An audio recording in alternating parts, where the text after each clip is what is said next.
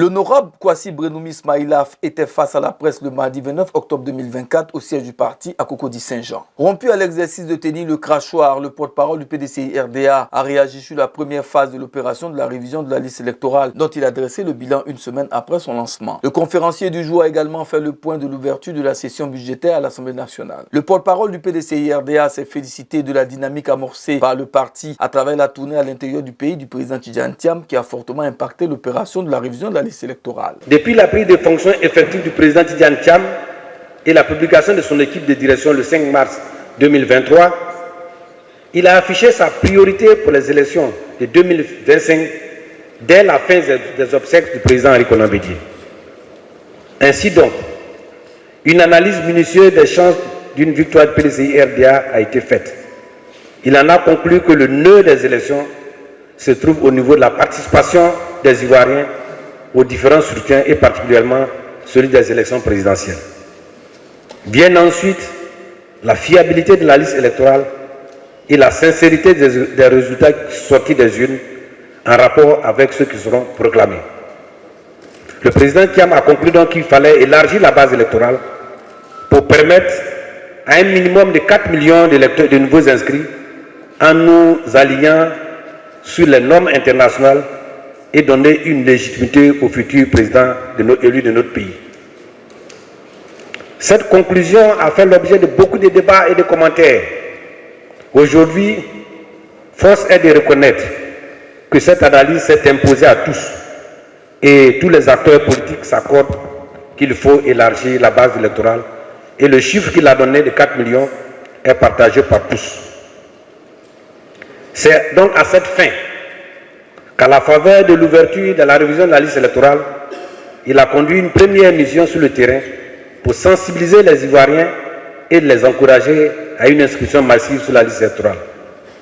Cette première mission du président Thiam s'est déroulée du 19 au 25 octobre 2024. Ce déplacement-là a successivement conduit à Gonaté, à Daloa, à Bonon, à Boisflé, à Man, à Diokoué, à Dembokoro et à Timodi. Le président s'est donc rendu dans cette localité. Dans chacune de ces localités, le président Thiam s'est rendu sur les centres d'enrôlement. Il a échangé avec les requérants, le personnel de service de la CEI. Le président du parti a profité pour rencontrer les populations et le personnel politique. Par ailleurs, les hauts cadres du parti ont entamé et poursuivent des visites sur le terrain pour sensibiliser et encadrer les populations à se faire enrôler dans toutes les régions du pays. À la fin de cette première étape, nous faisons le constat suivant.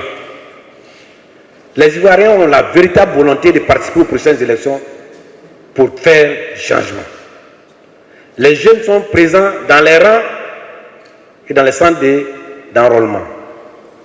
Cependant, des difficultés ne permettent pas une participation optimum. Parmi ces difficultés, on note une mauvaise information sur les documents administratifs requis pour l'enrôlement. Cela s'est traduit par le double langage des autorités de la CEI sur les documents complémentaires à la CNI, la nouvelle formule et la validité du récépissé. De quoi s'agit-il? Il s'agit que partout, il a été dit que les éléments constitutifs, les documents constitutifs n'étaient pas complémentaires, étaient complémentaires ou n'étaient pas obligatoires cumulativement. Soit la carte nationale d'identité, soit le certificat de nationalité, soit le récépissé et l'extrait de naissance, plus une carte nationale d'un parent pouvait permettre d'aller faire le certificat de nationalité.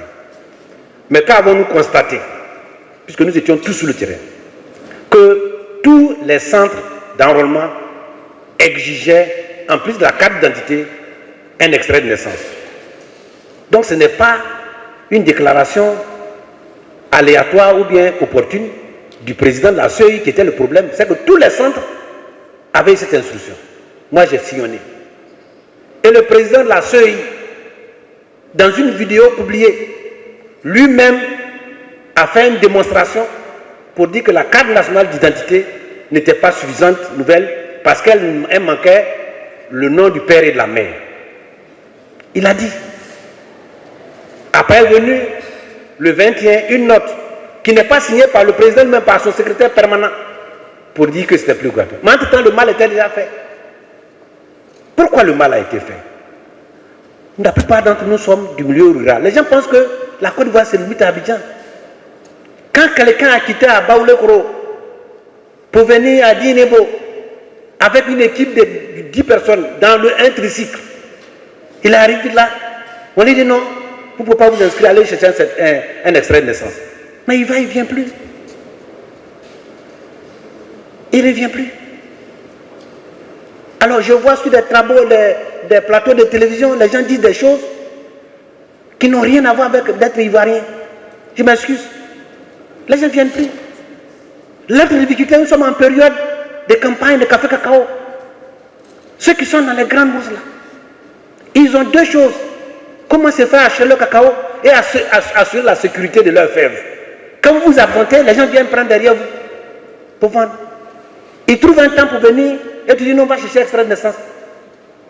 Le président de la CEI, en venant dire cela, en tant que président d'une institution qui est censée être le dernier recours en cas d'erreur, venait de démontrer que véritablement la CEI et ceux qui sont derrière n'ont pas envie que les Ivoiriens s'inscrivent sur l'électorat.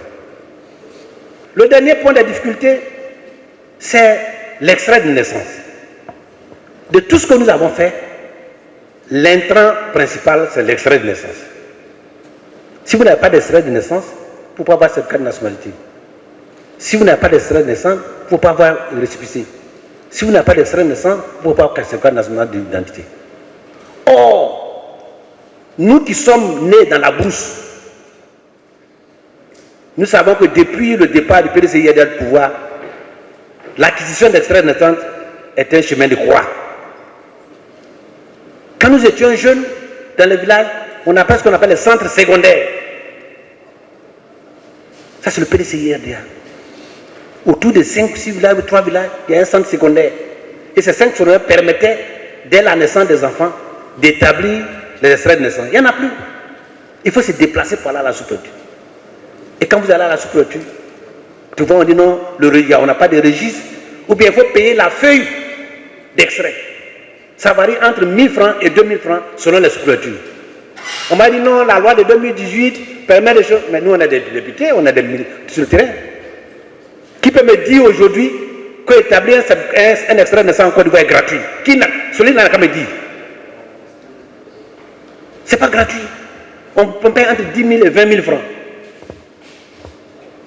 Je le dis avec preuve. Voyez-vous? Or, le droit à être inscrit, à avoir un extrait de naissance est un droit d'exister. Voilà les vrais problèmes que nous voulons relever. Il y a aussi le double langage. Vous arrivez dans un centre et te donne autre information. Dans un autre, moi j'étais dans un centre dans la sous-préfecture de Tankessé. Moi député, avec mon écusson sur mon épaule. J'arrive, j'ai dit mais on a dit partout, le président de la CEI est passé à l'Assemblée qu'on n'a pas besoin d'extrait de naissance. Il dit ah nous c'est ce qu'on a eu comme instruction. Il faut imaginer quelqu'un qui n'a pas écusson sur son épaule. J'ai beau faire, il a fallu que le lendemain, on l'introduise. Et moi, justement, j'ai dit ma chose. Comment se fait-il que pendant des années, on a fait une sensibilisation et on arrive sur le terrain, il y a un double langage. Les pannes des machines. Il vient de parler des commissariats. Devant moi, à Dinimo, non loin de mon village, dès le matin, 10 h, on dit la machine en panne. Les gens, il a plu la veille, ils vont aller au champ. Mais comment se fait-il ça? Et puis quand on dit, non vraiment, il y a des choses. Dans la réalité, on n'a pas que le pouvoir n'a pas envie que les Ivoiriens s'inscrivent massivement parce que pour eux, ils ont déjà bouclé l'élection. C'est ça le vrai problème. L'ouverture de la session budgétaire sur le président du groupe parlementaire de l'Assemblée nationale.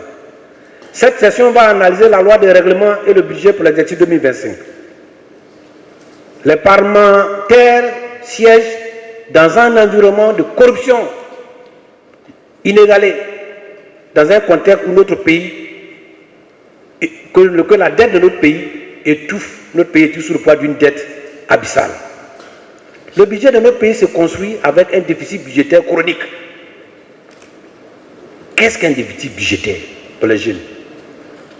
C'est que vous faites un budget pour dépenser et ce que vous avez comme moyen est inférieur à vos budgets que vous devez dépenser.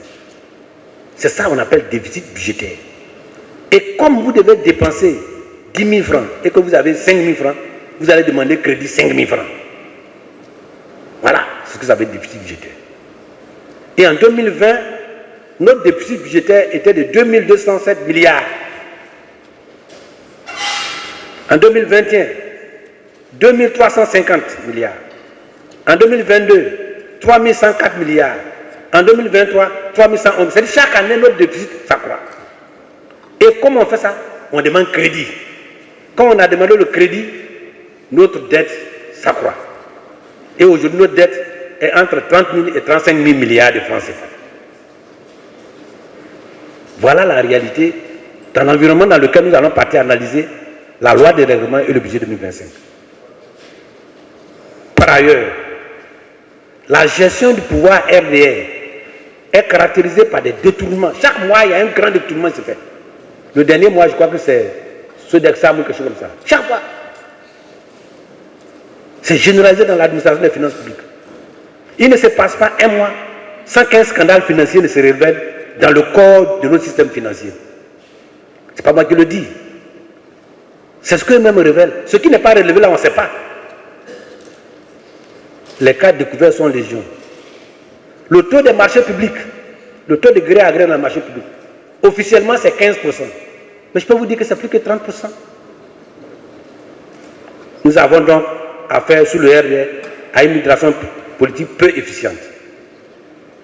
Le dernier rapport de la Cour des comptes, chaque fois quand j'en parle, le dernier là, qui vient de sortir là, en septembre, souligne que sur 32 ministères évalués, 32 ministères, seulement 10 ministères ont un ratio d'efficience aux normes. 10 sur 32. Pas moi qui le dis, hein. C'est la Cour des comptes. Ce rapport décrit clairement les résultats catastrophiques de certains ministères clés, malgré des ressources colossales mises à leur disposition. On va en parler plus tard, comme on n'a pas encore analysé ça. Nous nous promettons de vous présenter l'analyse de nos experts qui sont au laboratoire du PDCI-RDA sur la loi des règlements et du budget très bientôt. Répondant aux préoccupations des journalistes sur l'annonce de la candidature du ministre Jean-Luc Billon, cadre du PDCI-RDA, à l'élection présidentielle d'octobre 2025 et des griefs formulés par ce dernier à l'encontre de la direction du PDCI-RDA, le conférencier recommande le respect des tests et la discipline au sein du PDCI-RDA. Concernant les revendications de M. Jean-Luc Billon, je demande à tous ceux comme lui qui pensent, voilà les statuts et règlements intérieurs du PDCI-RDA. Nulle part dans ces statuts et règlements, il n'est dit combien de bureaux politiques il faut faire, quelle est la séquence des bureaux politiques et à quelle date il faut faire la convention. Le texte dit simplement que la convention doit se tenir avant le dépôt des candidatures pour l'élection présidentielle en 2025. Voilà.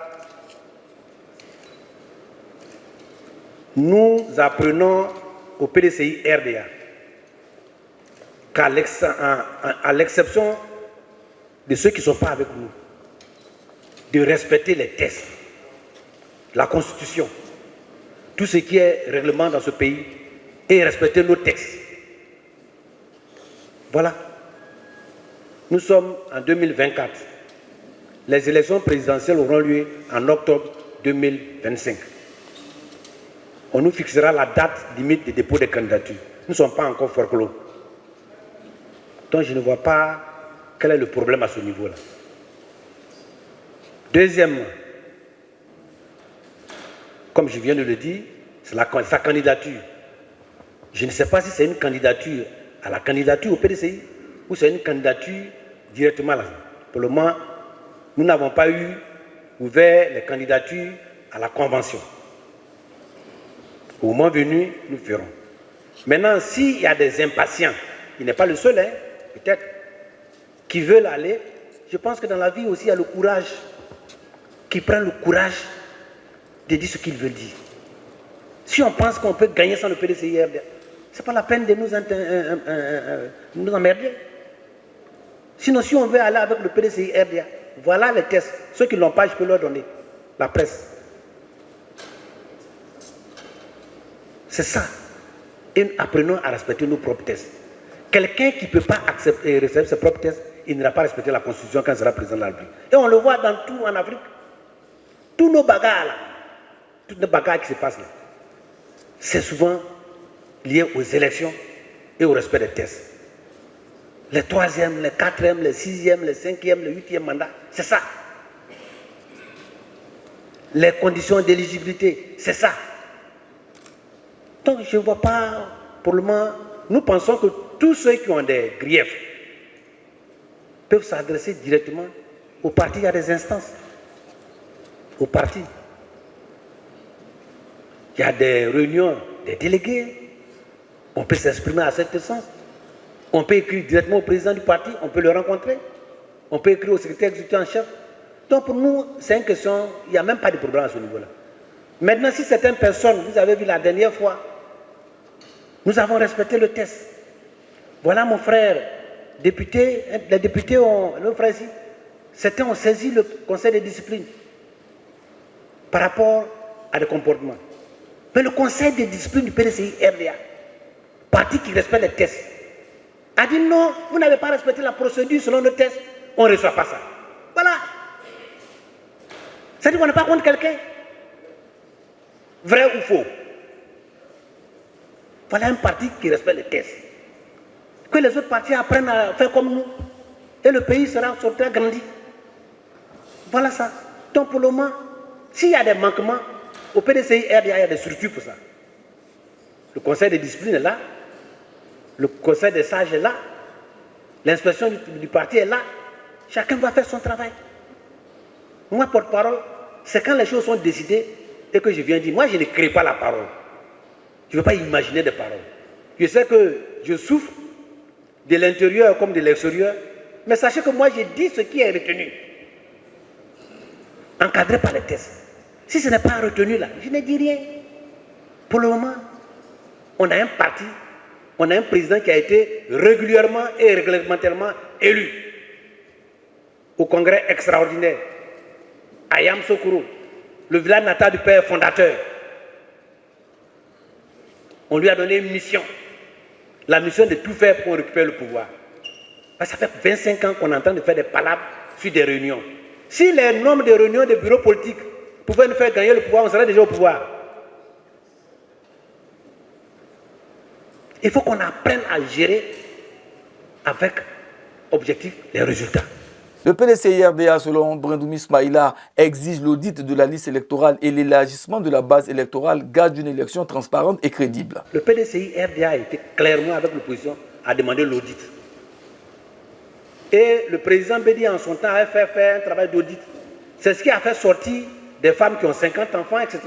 L'ensemble de l'opposition a ressorti ça. Mais le travail a été fait par le PDCI-RDA, il faut le souligner. Et nous avons exigé un audit dans toute société, dans toute structure, dans toute association. Quand on veut travailler dans la transparence et la bonne gouvernance, on n'a pas peur des audits. Le fait de dire que je ne veux pas d'audit est un soupçon de tricherie. Donc, je pense que nous exigeons l'audit. Mais aussi, en même temps, nous exigeons que la base électorale soit élargie. C'est par un appel solennel à l'union et à la cohésion des militants que le porte-parole a clos son propos.